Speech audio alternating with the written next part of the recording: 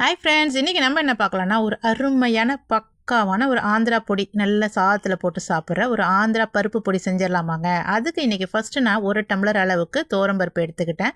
நல்லா பொன்னிறமாக கருக விடாமல் நல்லா பொன்னிறமாக தோரம்பருப்பு வாசனை வர அளவுக்கு வறுக்கணுங்க, ஆனால் கருகக்கூடாது. அதுக்கப்புறம் அதே கிளாஸில் நான் பாசிப்பருப்பும் சேர்த்து நல்லா லைட்டாக நல்லா வறுத்துக்கணும். அடுப்பை மீடியமாக வச்சு வருங்க, ஹெவியில் வைக்காதீங்க.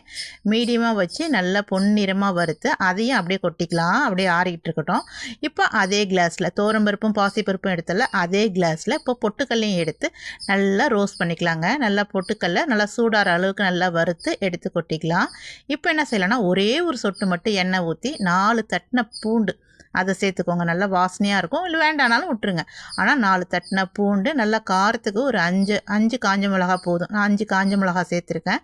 அது கூடயே 1 ஸ்பூன் சின்ன ஜீரகம், 1/2 ஸ்பூன் மிளகு சேர்த்துக்கலாம். கொஞ்சோண்டு கருவேப்பிலையும் சேர்த்துக்கலாம்.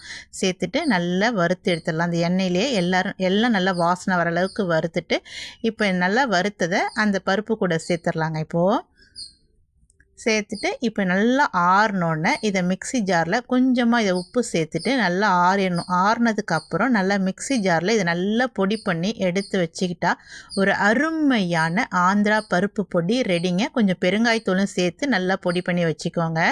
நல்லா பாட்டிலில் ஸ்டோர் பண்ணி வச்சுட்டா டெய்லி 1 ஸ்பூன் பருப்பு பொடி போட்டு நெய் ஊற்றி சாப்பிட்டா சும்மா அப்படி தாங்க இருக்கும். நல்லா சுட சுட சாதத்தில் நெய்யை ஊற்றி சாப்பிடுங்க, செம்ம டேஸ்ட்டாக இருக்கும். வீட்டில் குழம்பு வைக்க முடியாதப்போ இதை யூஸ் பண்ணிக்கலாம். நம்ம ஹோட்டல் போனாலுமே ஃபஸ்ட்டு நம்ம கேட்குறது இந்த ஆந்திரா பருப்பு பொடி தாங்க.